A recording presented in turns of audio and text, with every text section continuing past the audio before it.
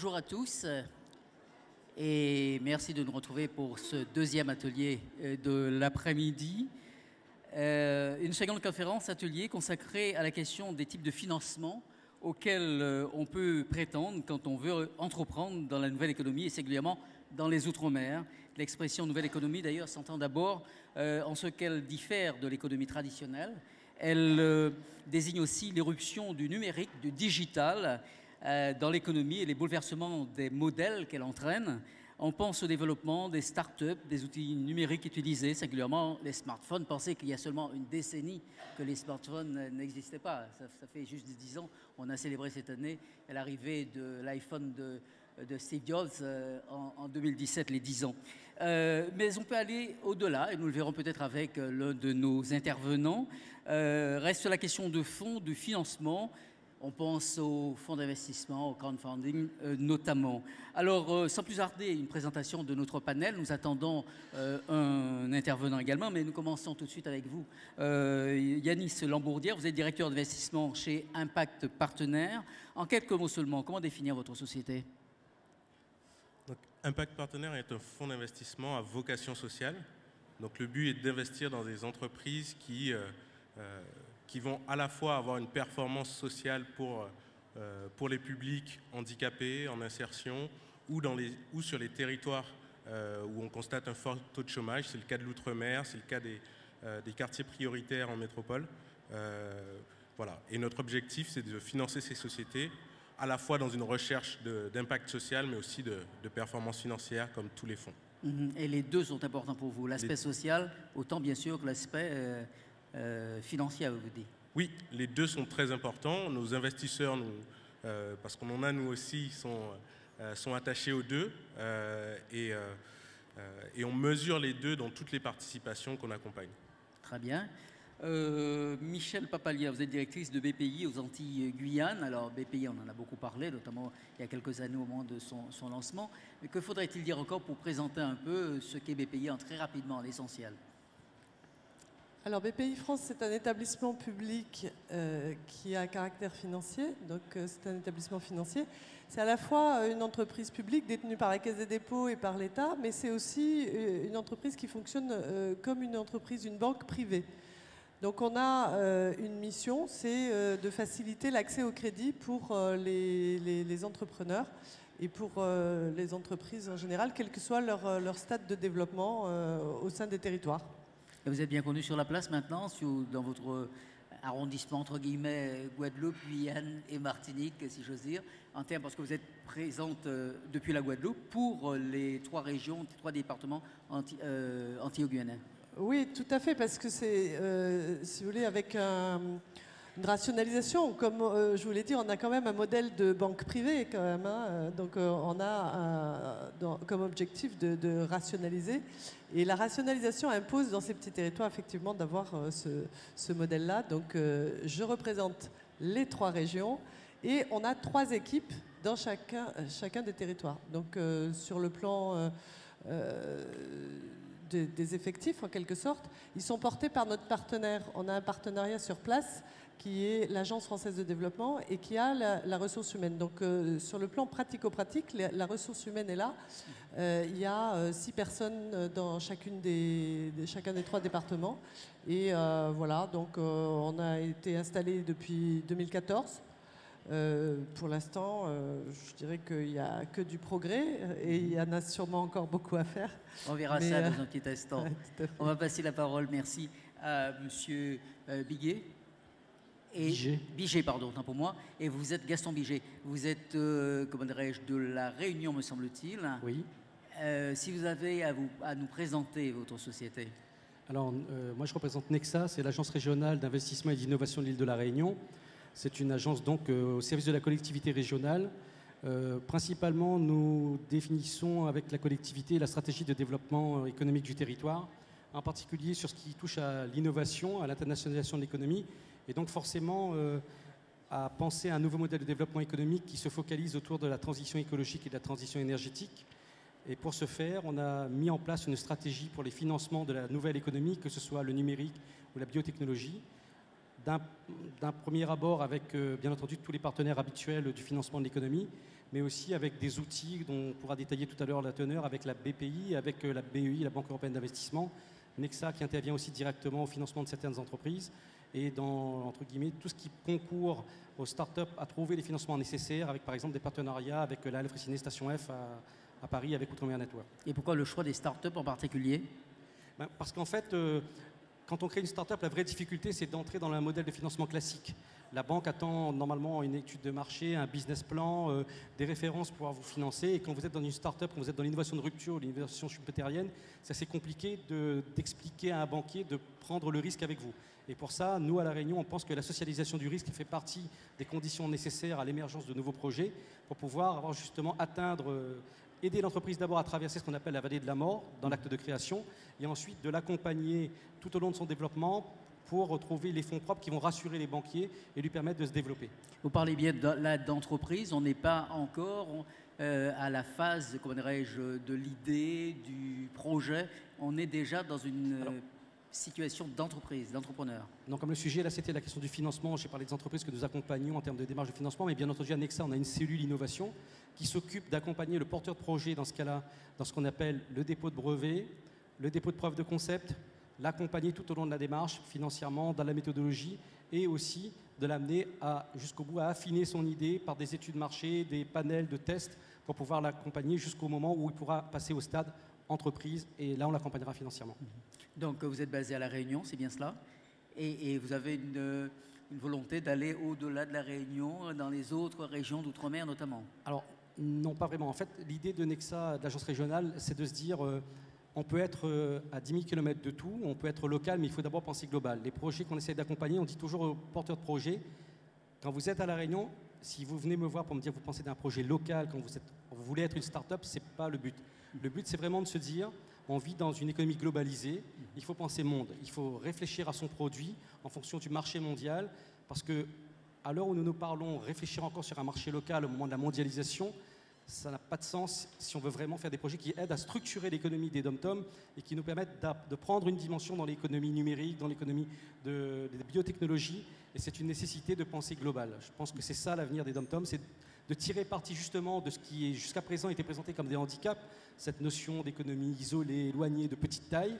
Ça peut être un atout dans les économies, par exemple dans l'énergie renouvelable, où le fait de notre insularité nous oblige à penser en zone non interconnectée, à développer des solutions de production d'énergie renouvelable, de stockage, de smart grid. Les exemples sont nombreux où justement ce qui constitue notre désavantage peut constituer aujourd'hui des vraies opportunités. C'est tout le sens de la S3 qu'on développe à La Réunion. Très bien, excellente perspective en tout cas. Daniel Yarceau, j'ai envie de dire qu'on ne vous présente plus, mais tout de même, pour ceux qui ne vous connaîtraient pas encore, vous êtes le président de Outremer Network. Que dire encore? Oui, cofondateur du réseau Outremer Network, qui existe depuis 2009, qui a accompagné, on va dire, la nouvelle génération de réseaux d'entrepreneurs, pour faire simple et court, qui soient dans l'Hexagone ou qui soient en Outre-mer, et puis surtout une casquette des business angels, puisqu'on est sur le volet du financement, et donc ce qui nous intéresse tous, alors pas à titre d'une association de business angels classique, puisque l'écosystème est encore assez fragile. Voilà, donc moi-même, je suis business angel, actionnaire dans 9 startups.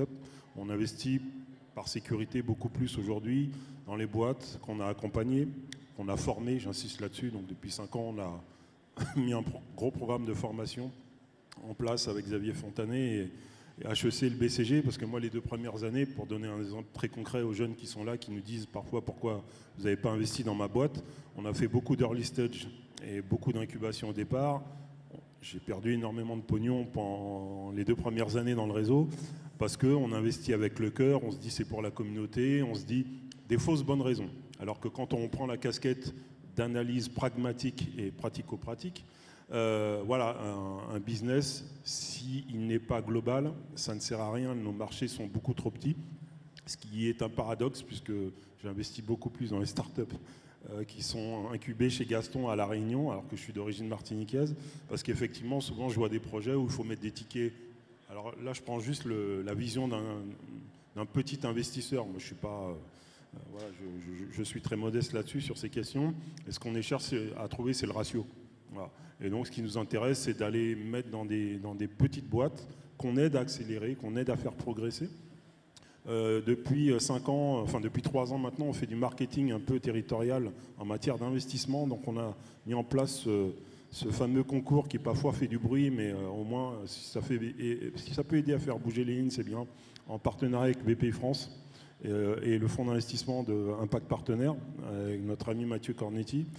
Et l'idée, c'est de dire au fonds d'investissement, il y a de l'innovation en Outre-mer. Il faut déjà se faire connaître, il faut déjà la montrer, il faut déjà montrer les réussites, il faut déjà montrer des gens qui font du chiffre, qui aujourd'hui sont scalables, qui ont des boîtes qui tournent, y compris à l'étranger, pour au moins changer le regard du point de vue, je ne sais pas ce que Yanis peut en dire là-dessus, mais du point de vue du 8e arrondissement. Et même quand nous, on organise des événements avec des fonds d'investissement qu'on connaît, souvent les gens me tirent par le bras en me disant « Daniel, c'est super, tu m'as fait venir, les boîtes sont géniales, mais rassure-moi, tu ne me fais pas venir pour mettre 1 euro dans les boîtes que j'ai vues là. Parce que, ah non, elles sont en Guadeloupe, c'est compliqué, tu comprends, etc. » Donc nous, on a ce travail que les réseaux doivent faire, et je peux dire qu'il y a du boulot, donc plus ces expertises-là, ces événements-là vont être démultipliés. Il y a Philippe Négoué qui est dans la salle, me semble-t-il, sur la FTPE, qui fait ce travail en Martinique avec la coordination des banques et qui essaye de faire aujourd'hui venir des fonds. Parce qu'il y a plein de fonds qui viennent, mais aujourd'hui, ils ont du mal à investir. Et c'est tout à fait normal, mais il faut... Alors, si j'ai bien compris, il faut leur faire comprendre qu'il y a des choses qui existent, qui se font, qui en vaillent la peine, et il faut en même temps qu'ils perdent un peu peut-être des idées, des lieux communs qu'ils ont sur nos territoires. Est-ce qu'il faut l'entendre comme ça également? Mais au-delà de ça, déjà il y a ça, c'est vrai qu'on part de loin, mais au-delà de ça, il faut quand même qu'il y ait des fonds qui aient fait des belles entrées et des belles sorties. Donc c'est vrai que tout le monde se cache aux Antilles derrière José, mais il n'y a pas que José Jacques Gustave, G2J, pour ceux qui ne connaissent pas. Il n'y a pas que José. Et donc à La Réunion, ce qu'on a vu se passer, c'est très bien, c'est qu'on a eu quelques histoires de fonds qui ont fait des belles entrées, mais qui ont fait des belles sorties. Et aujourd'hui, on voit des fonds qui font des annonces à La Réunion. Et donc, je pense que nous, c'est un travail qu'on essaye de mener. Peut-être qu'il manque un peu de travail en transversalité, en coercion avec d'autres réseaux. C'est ce qu'on espère aussi aujourd'hui. Un mot encore, vous sembliez regretter tout à l'heure qu'il n'y ait pas la même chose. Vous avez évoqué votre origine martiniquaise, qu'en Martinique, on n'aurait pas le même écosystème, si j'ose dire. Par rapport à ce que vous avez pu trouver à La Réunion, lorsque vous avez parlé de La Réunion, vous êtes allé sur La Réunion. Alors nous, c'est un peu spécifique parce qu'on est un peu estampillé innovation. Donc pour les gens qui nous connaissent, ils voient à peu près la typologie des boîtes chaque année qu'on accompagne ou qu'on présente à des fonds d'investissement. Voilà. Et on voit effectivement que sur les présentations, les fonds réagissent à un certain type de boîte, et souvent c'est des boîtes qui sont issues d'un territoire en particulier. Et en revanche, ce qui est très intéressant aujourd'hui, c'est de démultiplier ces contacts. Nous, sur Station F, on a 4 fonds résidents, on en a 27 dans l'intranet. Donc je passe mon temps à organiser des réunions avec des fonds d'investissement pour les startups qui sont là. Très bien. Lorsque vous entendez ce que disait à l'instant Daniel Yarceau, qu'est-ce que vous, en tant que société, comme fonds d'investissement, c'est bien cela, avec une dimension, je retiens, à la fois sociale et en n'oubliant pas la rentabilité, qu'est-ce que vous dites? Vous êtes en phase parfaitement avec ça? Oui, je comprends tout à fait. En fait, il y a une forme d'a priori, forcément, quand il n'y a pas eu d'exemple de précédent sur de réussite, en tout cas quand ils ne sont pas visibles. Et c'est difficile de convaincre un investisseur traditionnel quand il n'a pas... quand il ne peut pas se convaincre lui-même qu'il peut faire une performance financière. Nous, on a cette conviction-là parce qu'on a fait le choix d'aller sur des territoires qui ne sont pas occupés aujourd'hui. Mais on n'y arrivera pas tout seul. Et vous avez besoin de l'aide de qui alors? Des autres fonds. Les autres fonds doivent aller sur ces territoires et nous, notre rôle, c'est de leur montrer qu'on peut faire de la performance financière sur ces territoires. Et donc, je rejoins tout à fait ce que dit Daniel. Il faut pouvoir leur montrer que à la fois, il y a des entrepreneurs qui réussissent, qui ont de jolies entreprises là-bas, mais aussi qui s'étendent en dehors de leur territoire, parce que c'est ce qui va crédibiliser leur projet auprès d'investisseurs traditionnels. Ça veut dire qu'il faut absolument qu'ils aient une vision à l'international. Il ne faut pas qu'ils se limitent en quelque sorte. Il ne faut pas qu'ils se limitent. En tout cas, il faut qu'ils pensent leur modèle économique comme compatibles avec l'international. On ne leur demande pas la première année d'aller attaquer les États-Unis. Ça doit être une perspective. Voilà, il faut avoir cette perspective en tête et se dire non, mon modèle il ne doit pas être fonctionnel uniquement sur mon territoire.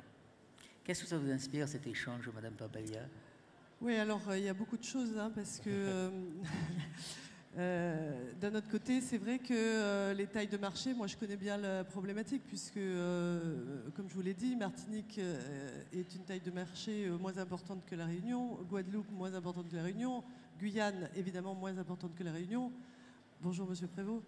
Et en fait, on a une équation quand même qui est beaucoup plus compliquée, Daniel. Il faut reconnaître qu'aux Antilles-Guyane, on a une équation beaucoup plus compliquée. Donc effectivement, du coup, il faut réfléchir à global, à international pour intéresser les fonds, les investisseurs et essayer de grandir. Moi, je crois beaucoup à l'exemplarité, c'est-à-dire qu'à la fois, il ne faut pas non plus partir à l'international pour s'écrouler. Hein. Donc il faut quand même se stabiliser. Bonne assise. Donc il faut être assis. Il faut être assis sur son savoir-faire et c'est vrai qu'il y a des savoir-faire qui peuvent s'exporter assez rapidement. On n'a pas besoin non plus d'avoir 5-6 ans d'expérience mais néanmoins, il faut avoir une bonne stabilité dans son modèle économique. C'est-à-dire que si on commence à aller à l'international alors qu'on n'est pas stable sur ses bottes sur le marché local, même s'il est petit, donc il faut déjà avoir un modèle économique rentable sur une taille de marché quelle qu'elle soit. À vous entendre, c'est là qu'on pêche aux Antilles-Guyane. C'est là où ça pêche. Ouais, ouais. C'est-à-dire que ça pêche pas, mais on est dans un écosystème qui est beaucoup plus jeune. J'entendais tout à l'heure que l'écosystème de la Réunion datait d'il y a 20 ans. 20 ans. Digital, transformation digitale, il y a 20 ans. On parlait de la Digital Réunion à l'époque. La table ronde précédente. Donc forcément, la table ronde précédente, nous annonçait ça. Bon, donc forcément, 20 ans, c'est nous, aux Antilles-Guyane, on n'a pas 20 ans de profondeur, de réactivité des sociétés de secteur traditionnel, ni même des start-up. Donc, du coup, l'écosystème est pas tout à fait aussi mature. Mais il n'empêche, chacun à son niveau, c'est très bien que tout se fait step by step. Donc, il ne faut pas griller les étapes. Je pense que la balle est aussi beaucoup dans le camp des chefs d'entreprise. Et malheureusement, il faut aussi... C'est lié à l'écosystème, etc. Mais il faut aussi qu'ils se prennent un petit peu en autonomie. Et je sais que c'est beaucoup plus... la danse est beaucoup plus compliquée, mais ils y arrivent. Et maintenant, ils y arrivent d'autant plus qu'il y a cette envie, il y a cette volonté. Et ça émerge vraiment de façon très, très significative et très marquée. Je me souviens les premières fois où, avec Daniel, on participait... il nous a fait participer gentiment à Innovation Outre-mer, une manifestation pour justement faire émerger un peu et maturer l'écosystème. La première année, bon, c'était juste pour faire connaissance, c'était une petite réunion, voilà, pour faire connaissance. La deuxième année, il y avait déjà énormément de monde et on a essayé de créer des électrochocs et notamment de mon côté, j'ai essayé de réveiller ça en disant... Moi, je ne vois pas les dossiers. Moi, j'entends tout ce que vous voulez. Mais si je ne vois pas les dossiers, je ne peux pas les traiter. Vous voulez dire qu'on venait vous voir sur le dossier ? Nous, comme matière première, c'est les dossiers. Et on ne travaille pas sur voilà, sur du verbal, sur de l'entretien, etc. Il nous faut du document. Ouais. Et il faut que ce document soit bien maîtrisé par le porteur de projet, parce que quand on le rencontre, on le fait pitcher et qu'on dit voilà, on a le document sur le dur, voilà, mais comment ça se fait que vous avez prévu 500 000 € la deuxième année, c'est basé sur quoi ?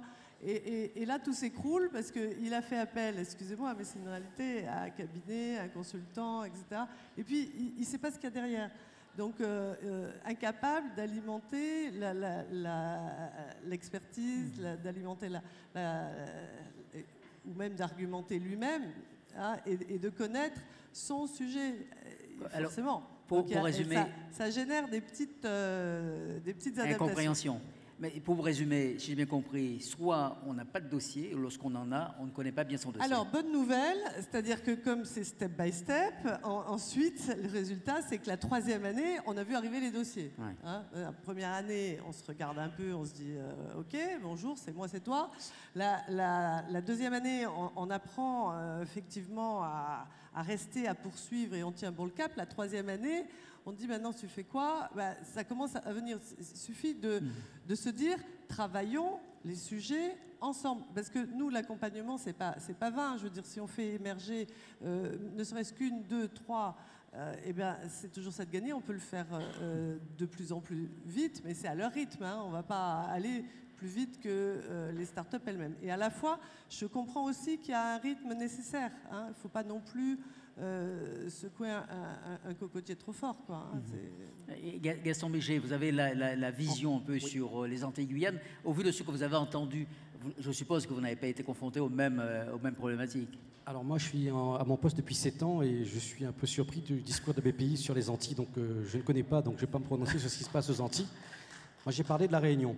À la Réunion, nous, on a eu un vrai problème, c'est ce que j'appelle la traversée de la vallée de la mort. C'est comment accompagner des startups qui ont des visions mondiales, qui sont sur des produits et qui sont pensés d'office pour le marché global, à trouver les financements. Ça, c'était une vraie difficulté. La région a répondu dans un premier temps en créant des véhicules qui sont un fonds d'investissement régional en 2 volets, un fonds croissance et un fonds développement, où en fait la collectivité venait, entre guillemets, socialiser le risque pour les porteurs de projets, pour celles qui venaient de se créer, et un 2e volet en développement, avec on a confié cette mission-là à l'époque à ACG Management dans le cadre d'un AMI. Aujourd'hui, 2e volet, puisque l'écosystème prend de la maturité, et je vais revenir après pour donner des exemples de ce qui se passe à La Réunion et les problématiques de financement.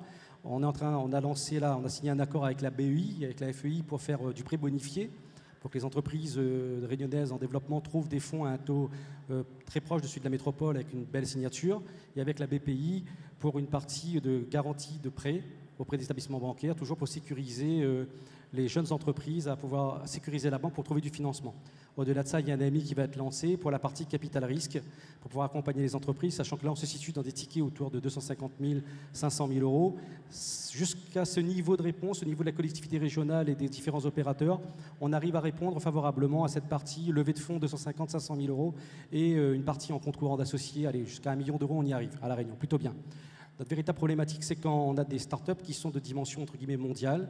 Je vais donner 2 exemples pour montrer qu'on peut ne pas s'appuyer du tout sur un marché local et qu'on peut d'office viser le marché mondial. Le premier exemple, c'était Oscadi, c'est un jeune créateur qui s'appelle Olivier Sautron.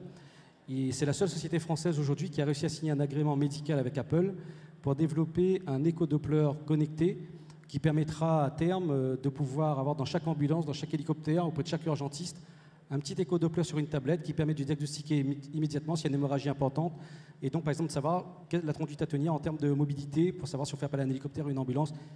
Donc ça c'est le premier aspect. Cette entreprise-là ne trouvait pas la réponse en termes de financement, donc Nexa est entré à hauteur de 1 million d'euros qu'on a injecté dans l'entreprise. On l'accompagne en ce moment avec la station F parce qu'il a besoin de lever encore 2 millions.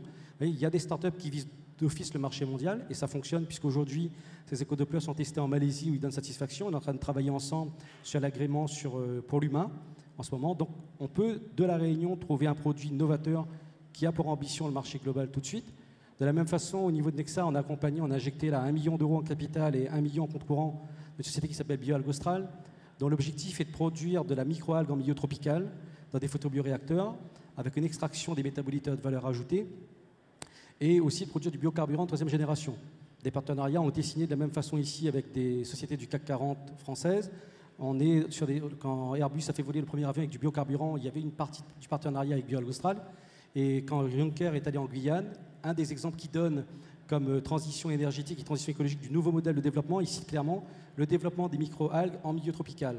Pourquoi? Parce qu'en milieu tropical, on a une stabilité de température, on a du soleil, on a du CO2 qu'on peut capter au niveau des usines, par exemple, pour faire décarboner l'économie. Donc, moi, je vais à Bruxelles demain pour discuter avec la DG Concurrence et DG Compétition d'un projet comme ça autour de la captation du CO2. Donc, je veux dire, en Outre-mer, on peut faire des choses bien. La vraie problématique, c'est le financement. Pourquoi le financement? Parce que, comme Daniel disait, et un peu madame, la problématique, c'est qu'on est loin. On a tendance à croire que dans les dom-toms, on ne peut faire que dupliquer ce qui se crée ailleurs. Alors que dans les exemples que vous avez pris, c'est souvent de l'innovation, en fait. C'est de la vraie innovation de rupture, c'est l'innovation schumpeterienne. Et ce qu'il faut, c'est faire comprendre à tout le monde qu'il faut changer de regard sur l'outre-mer. Si on reste avec ce regard de se dire que l'écosystème n'est pas mature et que de toute façon il nous faudra du temps, on sera mort. Aujourd'hui, on a une opportunité réelle, c'est la troisième révolution industrielle, c'est cette convergence du numérique avec les énergies renouvelables, cette déconcentration de l'économie, le fait que les économies d'échelle s'effacent, c'est tout ce qui nous condamnait auparavant dans les modèles économiques de la première et deuxième révolution industrielle. Donc c'est en ce moment que nous avons notre carte à jouer. Le tout, c'est de ne pas perdre de temps et donc mettre en place les outils de financement nécessaires. Après, je rejoins madame, il faut du professionnalisme. Au niveau de Nexa, on a une cellule d'accompagnement qui trie les projets, qui accompagne le porteur de projet, qui l'aide à mûrir son projet, qui l'aide à constituer un business model appuyé sur des arguments, des études de marché, qui l'aide à trouver des partenaires en haut de bilan. Ça, certes, c'est la méthodologie, mais il faut vraiment changer de regard sur l'outre-mer. Sinon, on n'y arrivera jamais. Et on va rester avec toujours ce wagon de retard sur l'Occident qui va nous condamner à l'assistance. Donc là, vous entendre, c'est vraiment d'abord le regard qui pose problème. Ah, très clairement, quand on a travaillé au niveau de la collectivité, on a dit libérer les imaginaires, libérer les énergies, c'est d'abord libérer les imaginaires. Ne plus penser que parce qu'on est dans un dom-tom, on ne peut pas créer quelque chose d'innovant au niveau mondial. Très bien, mais j'aimerais quand même revenir sur ce que disait tout à l'heure Mme Papalia, que vous disiez que vous ne connaissiez pas trop les Antilles Guyanes. Cela étant, dans le cas que vous connaissez la zone de la Réunion, lorsqu'elle parlait par exemple des dossiers, de la qualité des dossiers, même si on a vu qu'il y a eu une progression dans la qualité de ces dossiers, est-ce que vous avez été confronté à cette situation et est-ce que vous avez à votre niveau des structures qui aident justement à faire en sorte que ces dossiers soient les mieux ficelés possibles? En fait, tout le travail qui est fait, c'est d'abord apprendre aux gens à penser correctement leur projet. Ensuite, aider à structurer le projet, c'est-à-dire réfléchir de façon objective à la portée de son projet et au côté réaliste de son projet. Si c'est le cas, on l'accompagne dans le dépôt de preuve de concept ou le dépôt de brevet. Et par la suite, on peut l'accompagner pour la partie recherche de partenaires financiers, déblocage de fonds. Et il faut dire qu'en Outre-mer, moi je trouve globalement qu'il n'y a pas de meilleure situation pour créer une start-up, d'être innovant. Pourquoi? Parce qu'on a un crédit impôt recherche qui est majoré chez nous. On a la LODEOM qui permet de défiscaliser. On a les collectivités locales qui mettent en place des subventions très importantes, entre 30 et 40%, qui se rajoutent à la défiscalisation qui représentait 30%. Il y a le mécanisme de la TVA non perçue récupérable. Il y a la prime régionale à l'emploi. Il y a les exonérations de charges patronales. On a un écosystème qui, globalement, fait que nous sommes normalement la terre pour avoir des laboratoires, des outils de recherche performants. Et il n'y a rien qui s'oppose à ce qu'on soit vraiment une terre d'innovation, puisque je dirais même notre histoire le prouve. Quand vous regardez tous les dom-toms, il faut se souvenir qu'avant 1946, on était encore des colonies. Quand vous regardez les progrès spectaculaires qu'on a fait en 50 ans, c'est la preuve de la capacité des individus qui sont dans ces pays à s'adapter à la mondialisation, à s'adapter au changement et à innover. Vous prenez même les secteurs dits traditionnels, tous les industriels ont vécu les mutations nécessaires qui sont imposées à eux et qui ont su restructurer, concentrer dans l'industrie sucrière, faire preuve d'innovation, inventer la production d'énergie en même temps que la canne à sucre, utiliser la bagasse. Dans toutes les chaînes de valeur, on voit la capacité des Réunionnais à innover. La seule chose qu'il faut, c'est accepter de se dire aujourd'hui, il y a un secteur traditionnel qui est là, il faut l'accompagner au mieux et il faut aussi et surtout favoriser le changement de regard et de se dire prenons notre place dans la mondialisation autour de l'économie bleue, autour de l'économie verte, prenons notre place autour des énergies renouvelables, autour des smart grids, autour de cette convergence du numérique, autour de la santé, où la Réunion est très bonne au niveau de la santé dans le bassin océan Indien et des technologies qui tournent autour de la santé. Il faut juste changer de regard. Si on change de regard, c'est déjà gagné. Très bien. Je suis un peu perplexe, dans la mesure où je me demande, du coup, qu'est-ce qui gêne, qu'est-ce qui manque, qu'est-ce qui fait qu'il y a des problèmes chez nous, par exemple aux Antilles et en Guyane, lorsque j'entends ce que vous dites, toutes les potentialités qu'on a. Vous, Yanis Lambourdière, qui avez été amené à aider certaines start-up, je pense par exemple pour la Martinique à Carrefouli, je pense de manière plus lointaine à la société d'Ingrid Schopil. Voilà. Quelle est votre perception des choses au vu de ce discours, cet échange que nous avons à l'instant? Alors, notre perspective est un peu différente de celle de BPI France, puisqu'on fait moins d'investissements, on a plus le temps d'aller, on a plus le temps de discuter avec les entrepreneurs et aller de construire progressivement un projet avec eux. Ça veut dire qu'il y a tout un travail d'accompagnement déjà au départ. Oui, un fonds d'investissement, avant qu'il rentre chez vous, la première rencontre avec Carrefouli, elle a eu lieu 2 ans avant notre investissement. D'accord. Et vous avez dit quoi? Lorsque on vous a parlé oralement, vous avez eu un dossier, comment ça s'est passé? Non, c'est pas forcément le dossier, mais c'est la dynamique qui compte, ce qui a été réalisé concrètement. où est-ce qu'ils en sont dans leur développement et dans leurs produits et où est-ce qu'ils veulent arriver. Je disais tout à l'heure que c'est important d'avoir une vision internationale de son modèle économique. Il faut pouvoir poser les bases de cette internationalisation et c'est important dans son modèle économique. Donc, plus généralement, c'est forcément difficile pour un fonds d'investissement qui est unique, qui a un bureau à Paris, d'accompagner un entrepreneur qui est en Martinique, parce qu'on ne peut pas le voir tous les jours. Et c'est une des craintes des investisseurs. Nous, on a fait le choix de prendre ce risque. Mais je comprends qu'un investisseur qui est éloigné se dise moi, je veux pouvoir être au quotidien auprès de mon entrepreneur. Mais est-ce qu'il n'y a pas justement des lieux communs, d'une vision qui est un peu éculée et qu'il faudrait peut-être changer? Bien sûr, bien sûr. Mais comme on le disait tout au début, c'est uniquement parce qu'on fera la preuve que c'est possible d'investir depuis Paris dans une société qui est en Outre-mer que de plus en plus de fonds vont s'y intéresser et que certains vont s'y installer. Et l'exemple qu'on a pris tout à l'heure avec vous et Carrefourly par exemple, c'est un bon exemple pour montrer effectivement que des choses se font et qu'on peut, effectivement, c'est une carte à présenter selon vous? Alors on a investi début d'année chez Carrefourly, donc c'est un peu tôt. Un peu tôt, d'accord. Mais vous suivez oui, quand même l'évolution. Mais oui, bien sûr, mais Johan est dans la pièce. Donc, ouais. Donc non, c'est pas... donc on y arrive et on veut faire la preuve que c'est possible. Donc, très bien. Tout à fait. Daniel Yasso. Ouais, je vais me faire comme on est en mode conférence salon tranquille, je vais me faire un peu la mouche du coche parce que être entrepreneur en Outre-mer, c'est dur. Et franchement, moi, je vais 4 mois pour attendre ton cabis, je vois les relations avec les partenaires bancaires, c'est super compliqué. Moi, quand on me dit ouais, il n'y a pas de souci avec BPI France, bah si, il y a plein de soucis. Je passe mon temps à voir des gens au téléphone, de gens qui me disent ça va pas pour mon passeport French Tech BPI. Je comprends pas pourquoi moi je suis pas éligible alors que le dossier du voisin est éligible. C'est super compliqué. Et même quand Michel fait une annonce en disant je vais baisser les critères par rapport à Paris, on voit que ça reste compliqué. La Réunion, c'est encore pire parce que on nous dit carrément non, on ne fait pas. Voilà. Donc c'est vrai qu'il faut aussi entendre la difficulté pour les entrepreneurs de se dire comment vous faites émerger un écosystème quand déjà localement il y a plein de choses qui sont compliquées et quand vous êtes innovant, ouais d'accord, mais c'est Paris qui décide. Ce qui est innovant dans le territoire, c'est vrai qu'ici il y en a tellement qui le font qu'il n'y a franchement rien de sensible. Vous dites impact social, oui, mais tout ce qui contribue à créer de l'emploi local en Outre-mer, forcément, c'est un impact social. Donc moi, je passe mon temps, il le sait, à gueuler sur Impact en leur disant « Les gars, vous êtes gentils, Carrefourly, vous n'allez pas nous faire un investissement par an, hein, et puis les tickets à 500, c'est sympa, mais voilà, donc j'en rajoute un peu.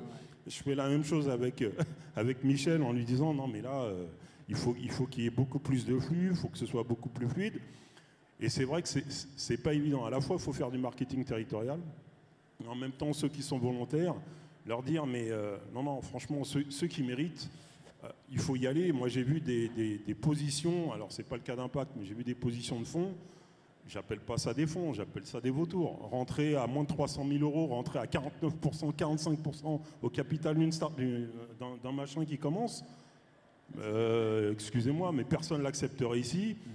Moi, j'ai vu des dossiers où j'ai vu des gens qui sont venus vers moi en me disant voilà ce qu'on m'a proposé et je pense que c'est un bon deal. Et là, je me dis ah ouais, d'accord. Et t'es accompagné par qui?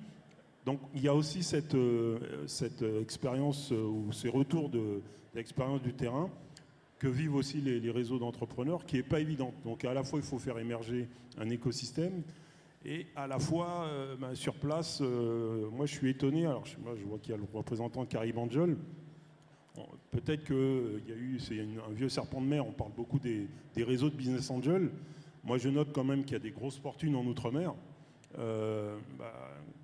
Ces fortunes ou ces mises à disposition financière, quelle est la réflexion qui est mise aujourd'hui, pas seulement au service de la rente ou de l'économie, l'ancienne économie, mais la nouvelle qui arrive?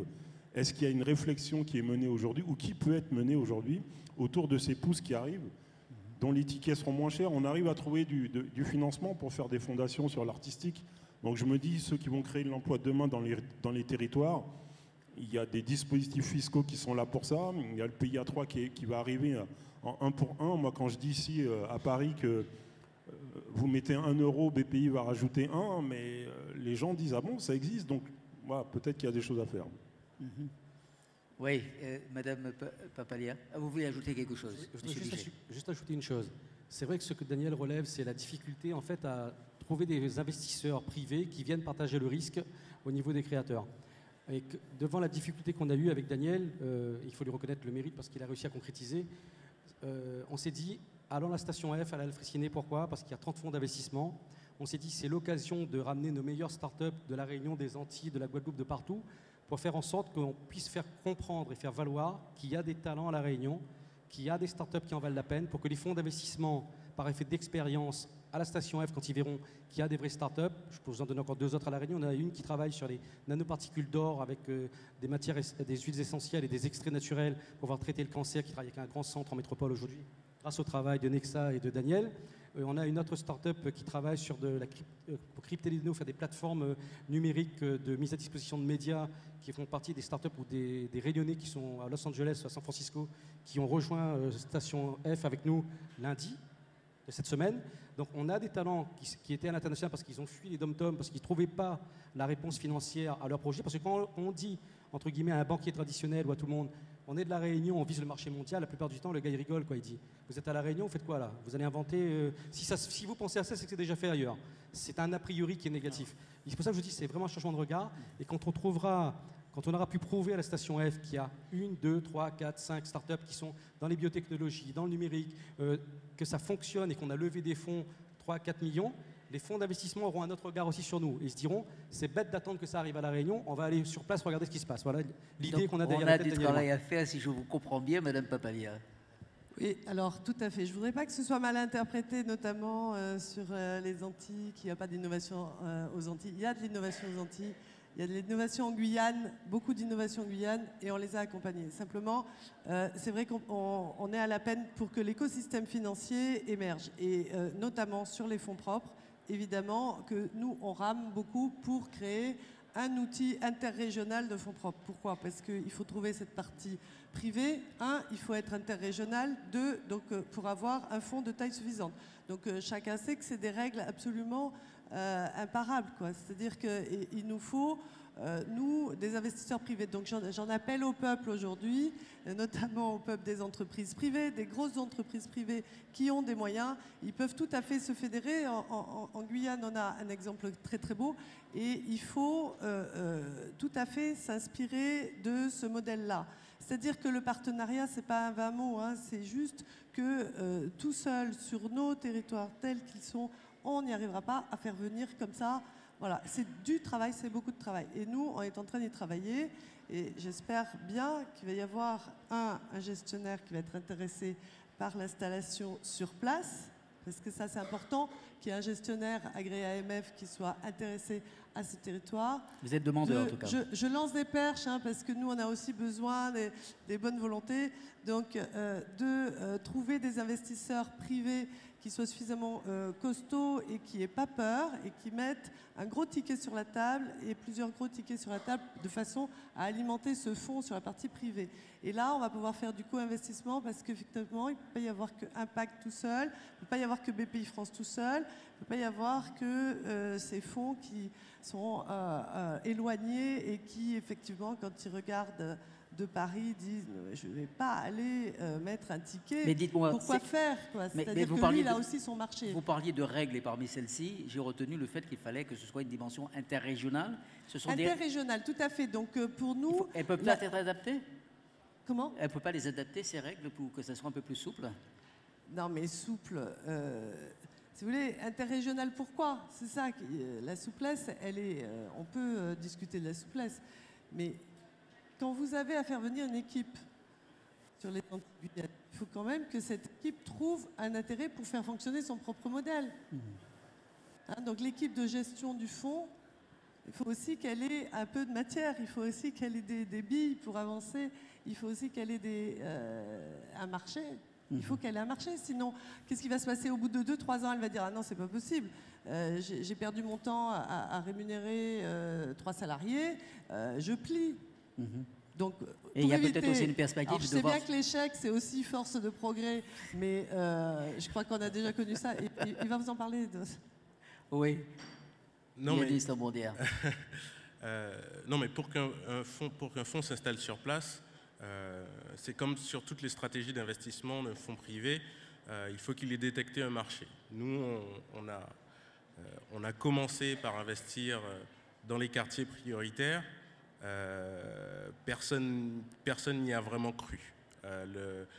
Au début, c'était de la philanthropie. Nos propres investisseurs nous ont donné de l'argent. Ce n'était pas de l'investissement pour eux. Donc, c'était de la philanthropie, quasiment. Et donc, quand on leur a prouvé qu'on pouvait gagner de l'argent, ils ont réinvesti, mais avec une philosophie plus financière. Et à ce moment-là, ils mettent beaucoup plus d'argent. Et à chaque fois, on cherche des stratégies différentes. Donc, on est allé sur le handicap, on va sur l'outre-mer. Et l'objectif, si ça marche, si ces stratégies, si ces tentatives marchent, c'est de leur vendre ensuite un fonds dédié. On ne pourra pas les convaincre en leur disant on a une super idée, on est des entrepreneurs nous aussi. Et si on leur montre des choses, comme on l'a dit tout à l'heure avec M. Biget, j'ai bien compris, Station F, de ce point de vue-là, peut-être une forme de vitrine, leur montrer qu'on peut faire des choses. Exactement. Il ne faut pas se dire parce que c'est l'outre-mer, etc.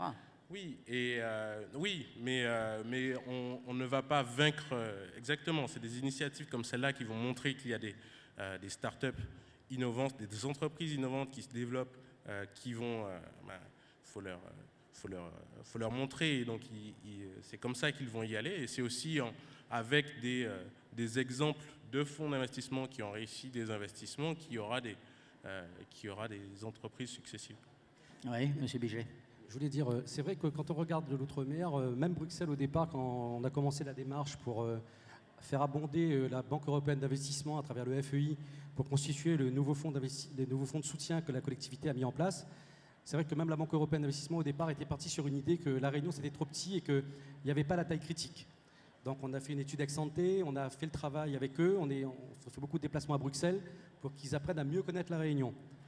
On a réussi à les convaincre. Là, ils ont signé il y a un mois maintenant l'accord avec la BEI pour qu'à La Réunion, il y ait un fonds d'investissement avec un adossement à l'utilisation de fonds FEDER, ce qui est fantastique parce que ce que les gens ne voient pas, il y a les montants qu'à la collectivité met 50 millions d'euros avec la BEI, avec BPI. C'est les effets de levier que ça déclenche derrière. C'est le fait que ça renforce en capitaux propres l'entreprise. C'est le fait que derrière, la banque, elle est rassurée, qu'on donne de la garantie bancaire, etc. Et ça permet d'avoir des effets de levier 1, 2, 3 ou 4, suivant les instruments financiers qu'on utilise. Donc, c'est vraiment un vrai appel d'air pour l'économie. Donc, je pense qu'il faut se donner la peine d'évangéliser aussi bien à Bruxelles qu'à Paris et de montrer qu'à La Réunion, et enfin, dans l'outre-mer, c'est des vraies opportunités d'investissement, puisque moi, je travaille avec des fonds d'investissement de Paris qui commencent à me connaître que dans ma vie privée, j'avais travaillé dans le privé pendant 15 ans avant, et qui sont venus à La Réunion, qui travaillent à La Réunion et qui sont très contents de travailler à La Réunion, qui ont ouvert des bureaux maintenant, parce qu'ils ont vu que le marché réunionnais existe, qu'il est profitable, qu'il est plutôt mature, parce que justement, il y a un écosystème qui accompagne le porteur de projet, qui ne le laisse pas tout seul arriver avec un dossier vide, et où on se pose toujours la question, quel est l'élément différenciant dans votre projet? Qu'est-ce qui crée de la valeur dans votre projet? Comment vous vous situez par rapport à la concurrence? C'est quoi votre compétitivité? Et parce qu'il y a un écosystème qui accompagne de mieux en mieux le porteur de projet, il y a des fonds d'investissement même de Paris qui commencent à regarder La Réunion. On veut avec Daniel maintenant passer à la vitesse supérieure, parce que lever 500 000 euros aujourd'hui à La Réunion, ça se fait relativement facilement. C'est lever 2-3 millions pour les grands projets, c'est difficile. C'est pour ça qu'on vient à la Station F en se disant, on va montrer à Paris qu'on est bon, pour ouvrir des perspectives pour nos territoires. Et vous arrivez d'imaginer dans combien de temps on sera justement que ce type de préoccupation disparaisse un peu dans l'univers de la finance, de se dire que l'outre-mer, etc. Est-ce que vous pensez qu'à terme, je ne sais pas, 10, 20 ans, peut-être moins, on l'espère, qu'on change de vision? Alors, moi je pense que ce changement de vision, il s'est déjà opéré.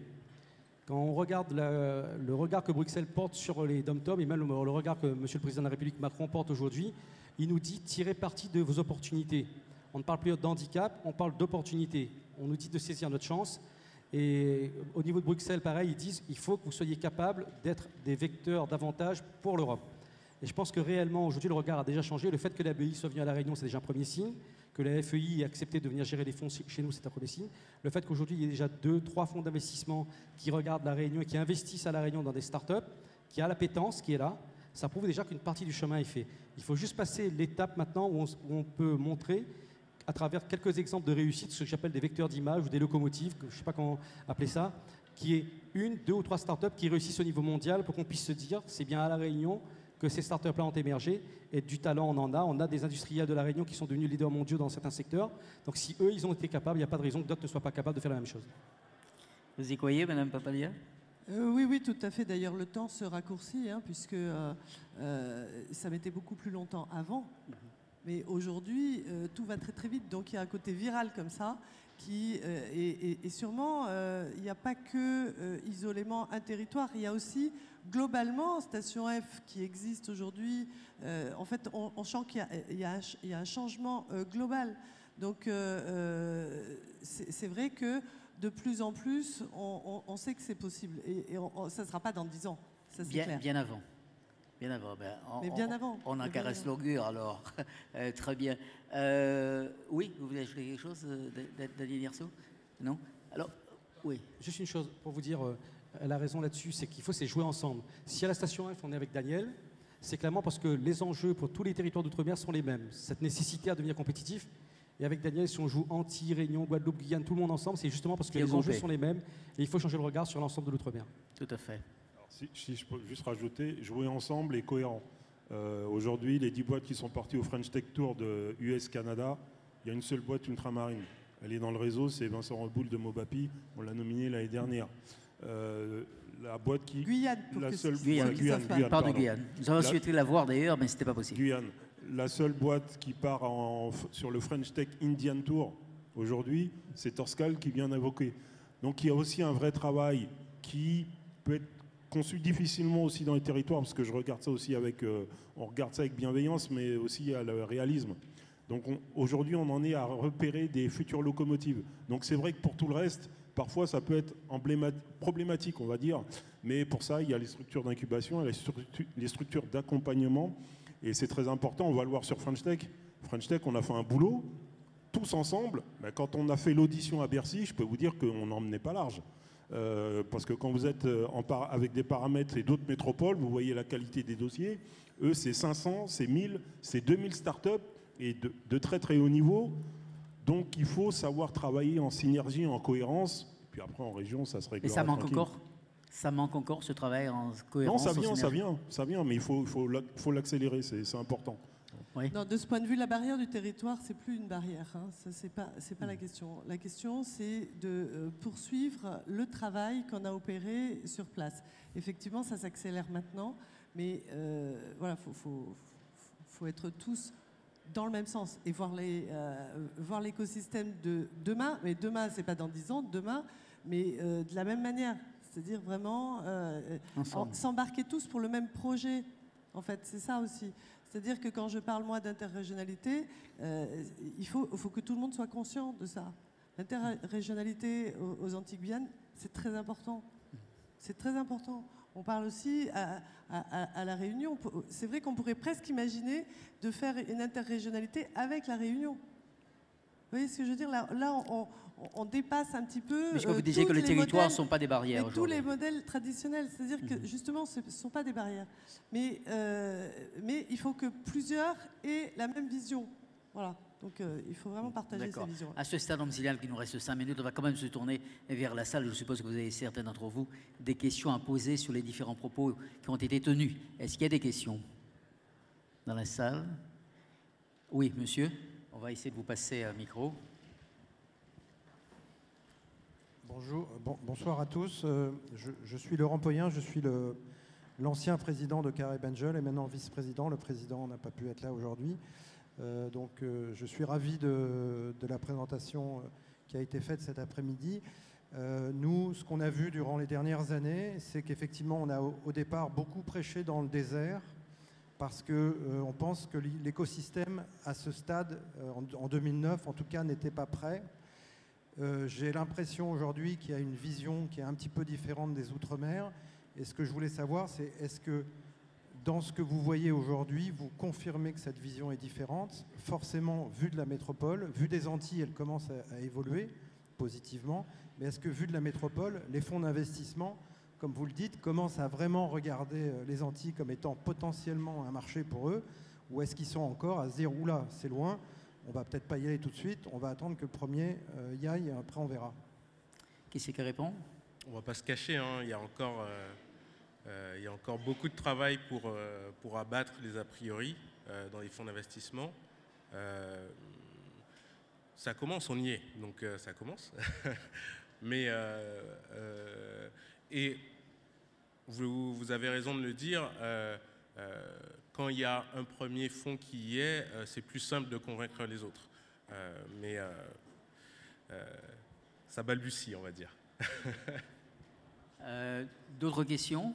Oui, monsieur au fond.